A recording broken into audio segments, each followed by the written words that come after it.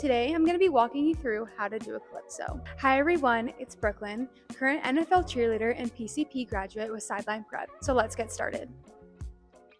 So the first thing you want to master when doing a Calypso is your chaîné. First, you're going to do a chaîné up.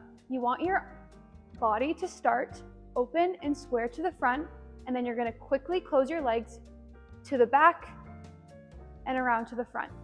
So realistically, you're only doing 3 steps. Opening to the front, open, close, close. You want to keep those legs together, so you're only opening at the start. So that's your first chaîné, and you're on releve. Up. Then you're going to complete your second chaîné, this time in plie. So when you're doing a chaîné in plie, same thing, front, down, and then technically you would go front, but now we're gonna add in our Calypso. So what I like to think about when doing a Calypso is keeping my shoulders square to the corner. So that looks like this.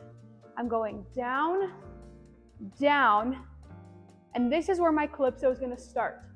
So my shoulders and my leg are facing the corner. When doing a Calypso, you want to open to the front, essentially like you're doing a fan kick. So from here, down, down. The first step would just be to practice opening like a fan, because that leg is gonna brush in the air, and your second leg is gonna meet behind in an attitude position. So I would practice going down, down, open, hit my attitude. Those are the 2 motions we want to see in the air: a fan and an attitude.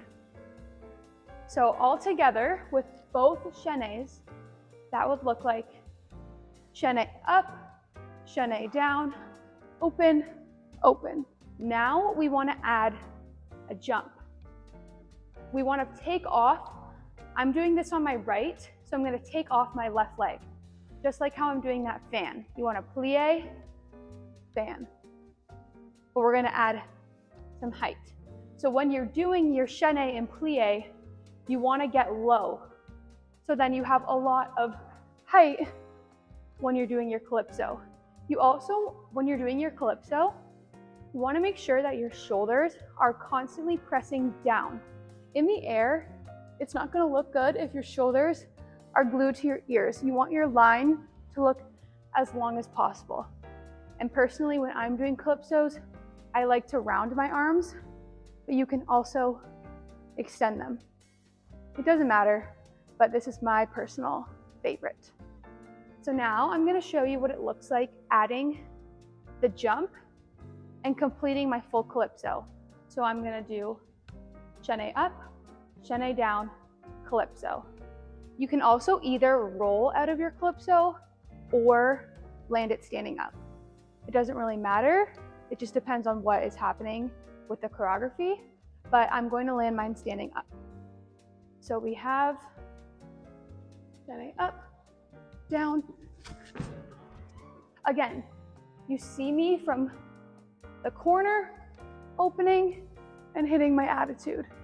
You want to make sure that you're hitting that perfect attitude with your leg in front to the front. That's why opening from the corner helps, because you get the momentum and you can hit that line. So let's try one more, just so you have a good view. This time I will roll out of it so you can see what it looks like going to the ground. You really want to make sure in your chaîné you're squeezing and you're plieing really low, so you get that height in the Calypso. Here we go. Okay, so I am going to do one more Calypso. I'm going to show you how it looks like completed, and I'm going to roll out of it. This is something optional. You don't have to roll out of it. It depends on what kind of choreography you're doing. If the choreographer asks you to roll, you can roll. If they ask you to stand, you can stand. It just kind of depends, but I'm going to show you one more time. So I'm going to do my up chaîné, my down chaîné. I'm going to Calypso and roll to the ground.